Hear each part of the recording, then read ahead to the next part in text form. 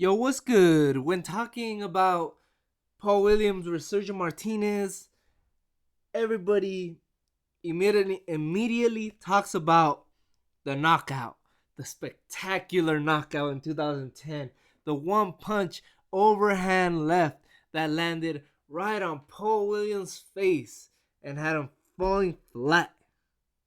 When you fall on your face, you don't get up like that.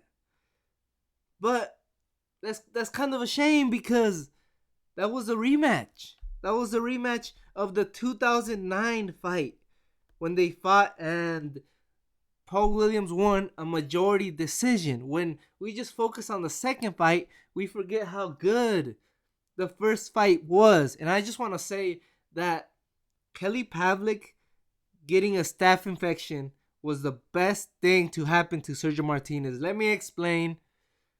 The fight was set. It was supposed to be Paul Williams versus Kelly Pavlik. And Paul Williams probably would have beaten Pavlik.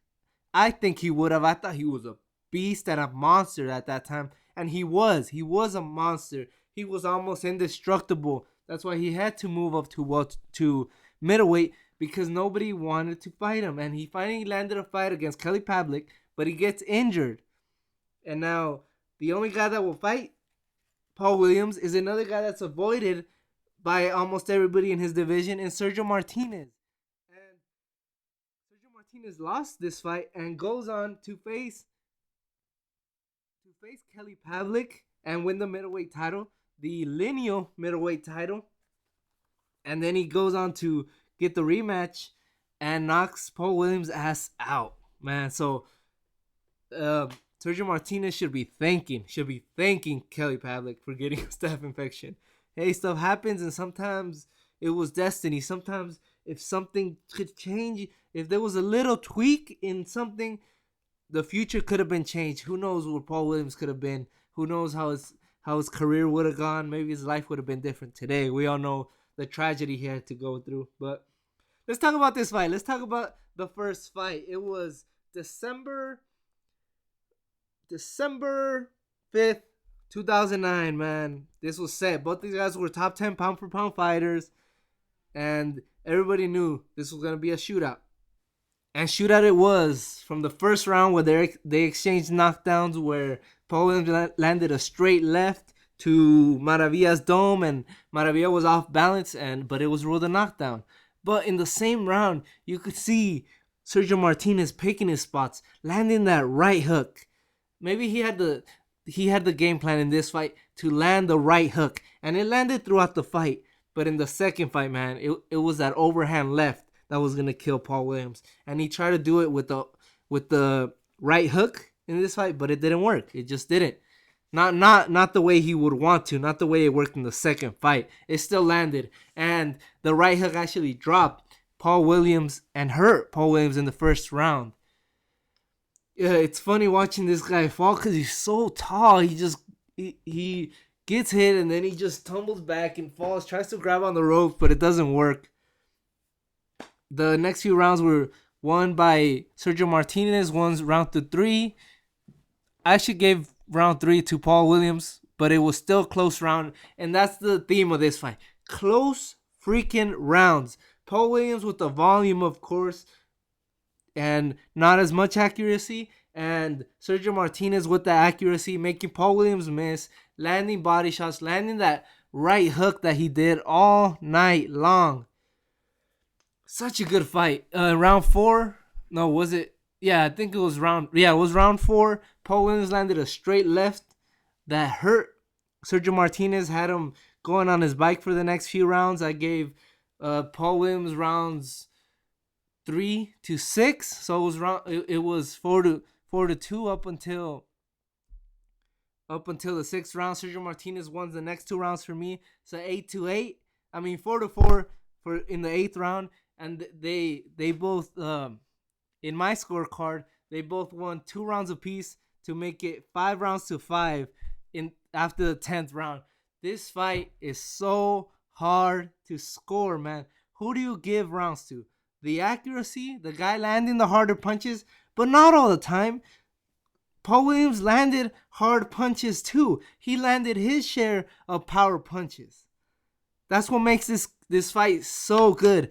These fighters were so willing to exchange because they knew they got something to prove.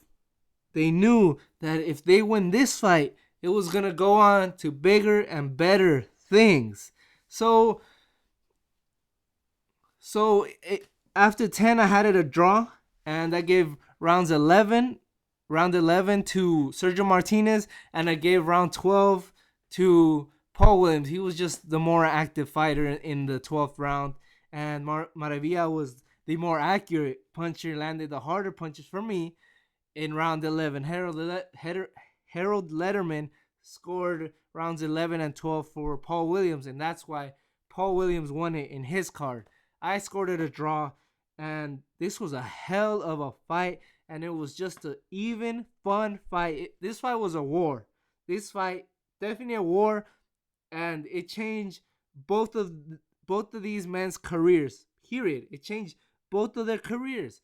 One went up to pound for pound status, top 3 for years. He was top 3 pound for pound until the Murray fight, where a lot of people think he lost. That's when he got dropped to like 5 or 6. But he was pound for pound top 10 until he lost to Cotto in 2013, and that's why he retired. And the only reason he had to retire was because his knees were gone. But this fight elevated Sergio Martinez, and it kind of dropped Paul Williams, because Paul Williams was never the same after this fight. He went to have a bizarre ass fight with Kermit Citron, where he like did a flip and he threw him outside of the ring, and he had to get stretchered out of the fight. That was weird, man. That was weird. And then of course the rematch with Sergio Martinez, where he got laid out, and he was never the same. He went on to fight Erislandy Lara and then Ishida, and we know what happened after that. Sergio Martinez went on to be pound for pound for years, beating undefeated youngsters. And it's a shame Sergio Martinez had to wait until he was 37 to fight Julio Cesar Chavez Jr. And it's a shame he had to wait until he was almost crippled to get the big fight in fighting Cotto, man. These guys didn't want to step up and fight these guys. That's why they had to move up and wait. Sergio Martinez was always a blown up junior middleweight. And Paul Williams was really a welterweight. I mean, yeah, he is a very tall man, but his best weight was always at welterweight. And for him especially, he never got that big fight. He never got that big defining win or the big defining fight like against the Money Man or Pac-Man, any of these big fighters that it could have raised his level in a big way. But we'll always have this fight to look back on. Very underrated fight. When you see the second fight, that's why it's so spectacular. That's what makes it even more spectacular. How even the first fight was, and how they realized, hey man, he's a sucker for that overhand left. Because he had to go 12 rounds with Paul Williams to find that out. They had to go 12 rounds to find out that one glaring hole in his defense, which was that overhand left. He was a sucker for that. Anyway, thanks everybody for watching, and you guys have a great day. Peace.